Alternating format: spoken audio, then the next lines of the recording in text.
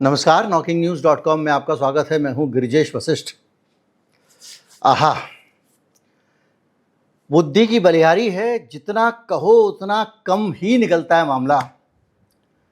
वो ट्रंप और Elon Musk कुत्ते की तरह लड़ रहे हैं वहाँ पे। जब आपको ट्रंप से इतना डर लगता है, ऐसे में ट्रंप के दुश्मन को जो सीधे सीधे ललकार रहा है, जो कह रहा है कि तुम्हारे सारे के सारे सेक्स स्कैंडल खुल जाएंगे, एप्स्टीन फाइल बाहर कर दो, उस एलॉन मस्क को उस दिन जिस दिन लड़ाई हो रही है भारत में स्टारलिंक के लिए लाइसेंस मिल जाता है।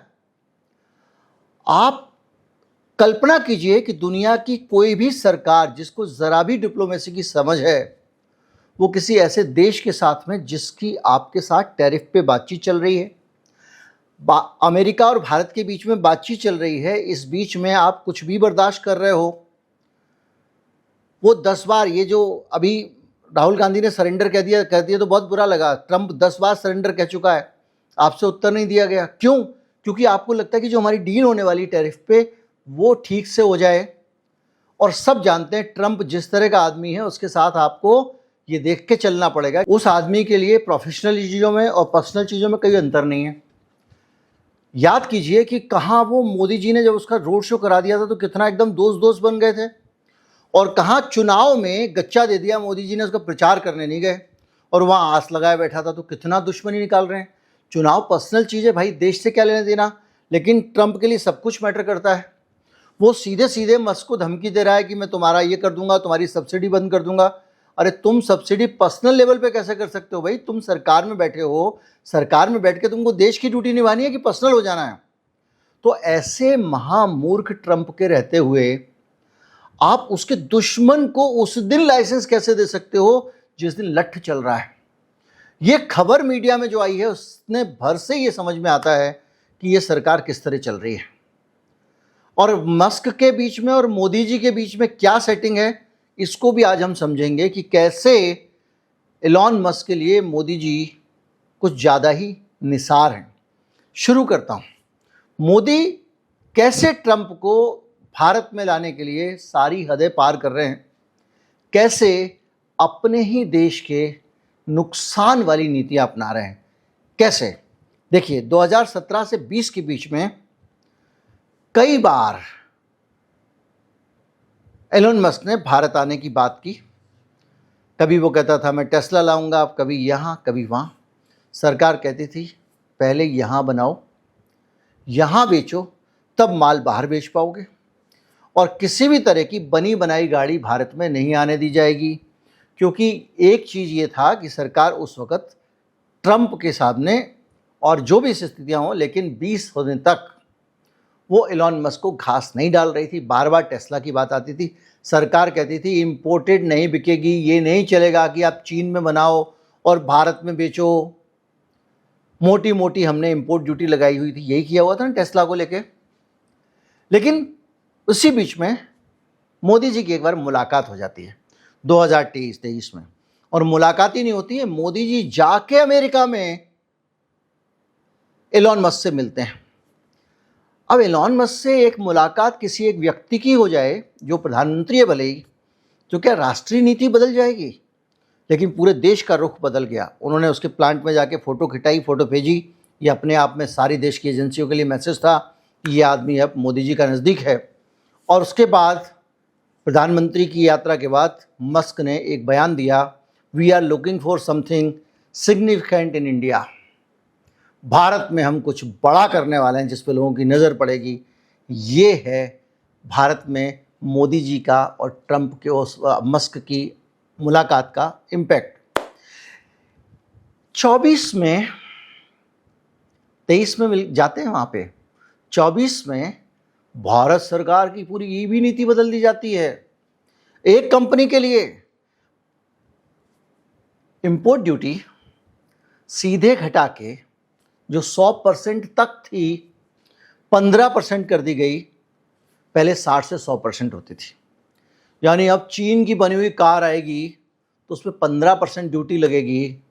पहले चीन की बनी हुई कार आती तो उसमें 100% ड्यूटी लगती। इलॉन मस्क के लिए भारत ने इतना बड़ा महान काम किया। अब आप एक बात सोचिए कि उसकी टेस्ला भारत में आए, उस टेस्ला को यही सरकार कहती थी ये अमीरों की गाड़ी है, इसकी भारत में कोई ज़रूरत नहीं है, हम अमेरिकों का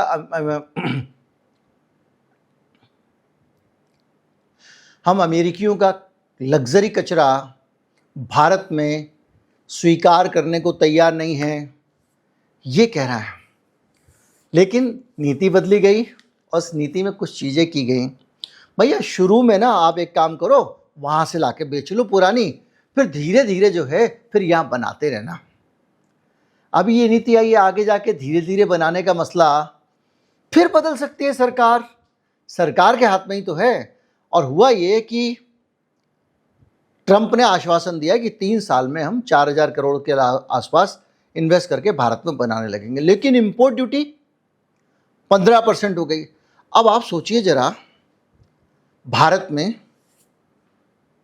खुद कॉमर्स मिनिस्टर कह रहा है कि वो लाके यहाँ पे फैक्ट्री लगाएंगे वगैरह वगैरह।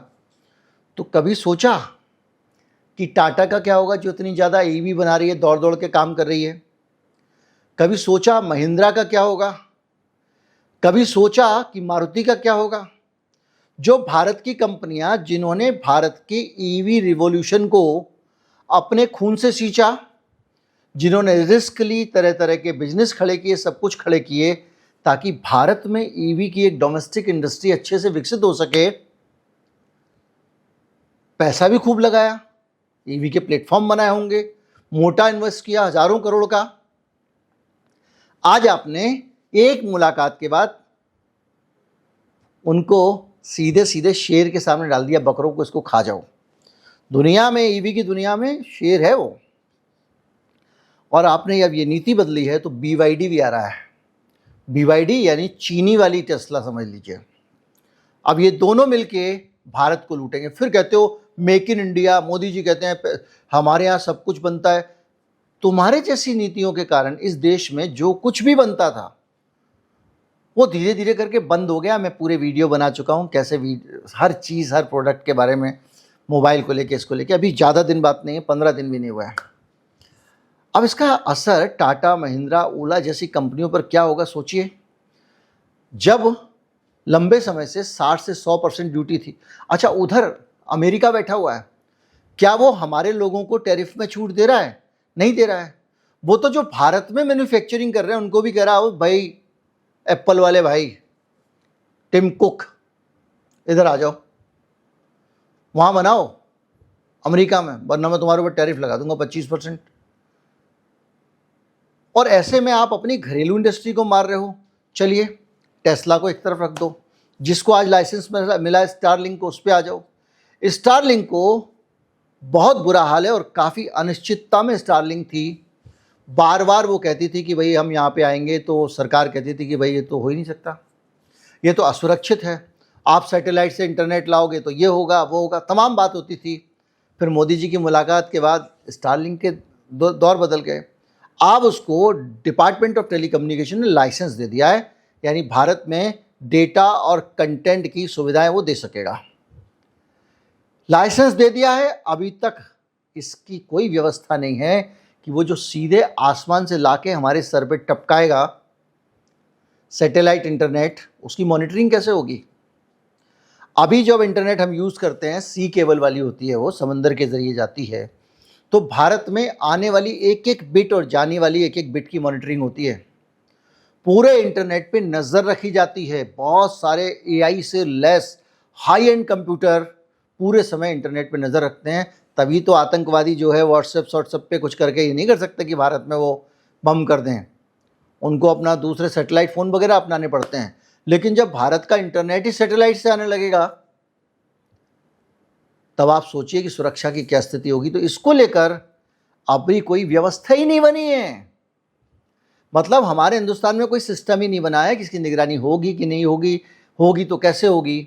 लाइसेंस दे दिया, और वो भी ऐसे दिन दिया है जिस दिन दोनों का झगड़ा हो रहा है। और इसके मॉडल पे बाकायदा हिंदुस्तान की जो सिक्योरिटी एजेंसीज हैं वो आपत्ति जता चुकी हैं। लेकिन अब भारत में 2022 से जो मंजूरी रोक दी गई थी वो दे दी गई। सिर्फ मंजूरी दी नहीं है, मंजूरी के टाइम पे इलॉन मस्क के पिताजी आते हैं, एक सॉफ्ट डिप्लोमेटिक संदेश देते हैं, मोदी जी की फेवरेट जो राजनीतिक जगह हैं वहाँ पर जाते हैं, वो जाते हैं राम मंदिर के दर्शन करते हैं, बनारस जाते हैं। वैसे तो भारत में लिखा हुआ है बनारस में गैर हिंदू का प्रवेश वर्जित है, लेकिन मोदी जी के मेहमान हैं और उस संदेश के बाद में ये मिल जाता है। हालत ये है कि इस इलॉन मस्क को जैसे ईवी में बदलाव किया पॉलिसी में, यहाँ पर तो और घटिया टाइप का बदलाव किया।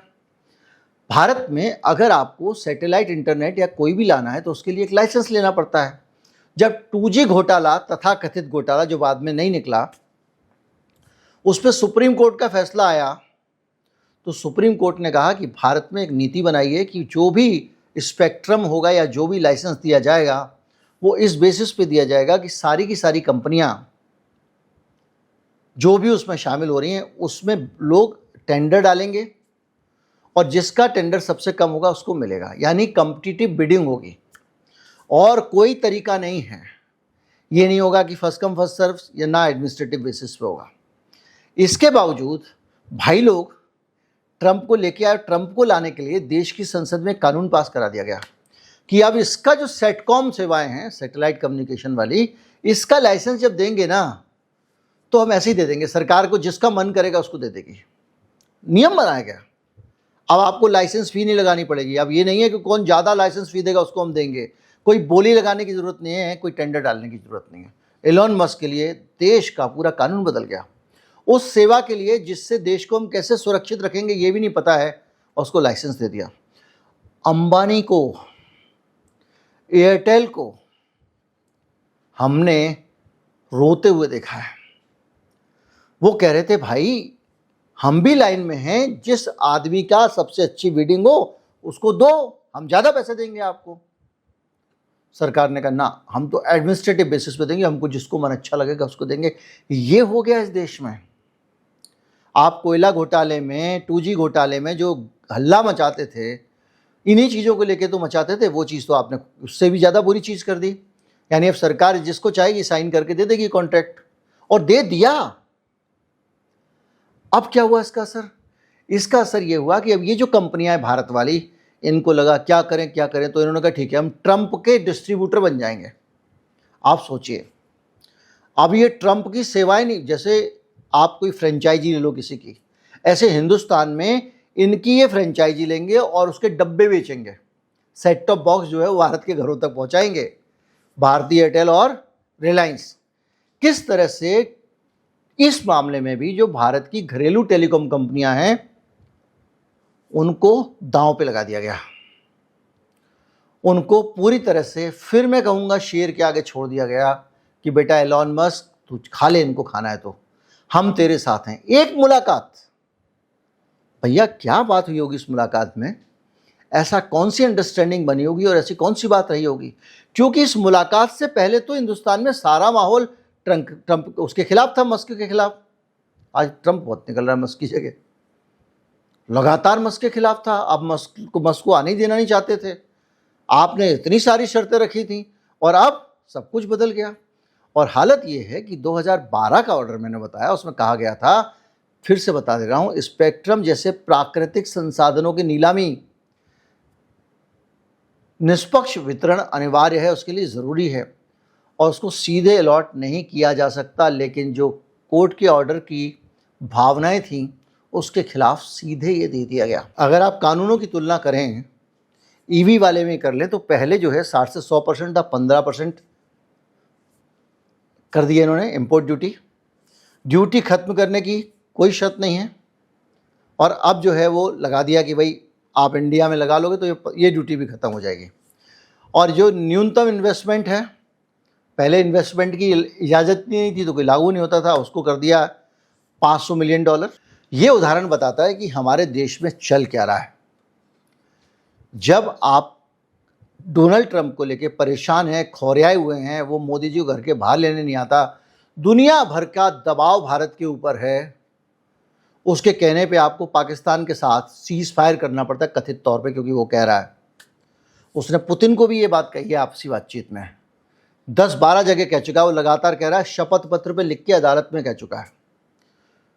जिसके साथ में आपकी डील होने वाली है, उस ट्रंप के साथ आप पंगे ले रहे हो, और जिस दिन ट्रंप के उसके बीच में भयंकर लड़ाई चल रही है, उसी दिन आप ये लाइसेंस दे रहे हो।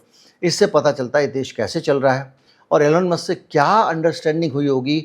आप कल्पना कर सकते हैं कि जो सब कुछ रिकॉर्ड पे है। गडकरी कहते थे कि भारत में बनानी पड़ेगी टेस्ला, उसके बगैर बेच नहीं पाओगे। पीयूष गोयल का भी ऐसे स्टेटमेंट होता था और सारा का सारा बदल गया। अब बिछी पड़ी है सरकार उसके चरणों में और केंद्र सरकार की नीतियां किसी एक कंपनी के लिए बदली गई हैं। नमस्कार, जय हिंद। वीडियो को ज़्यादा से ज़्यादा लोगों तक पहुंचाएं, चैनल को सब्सक्राइब कर लें।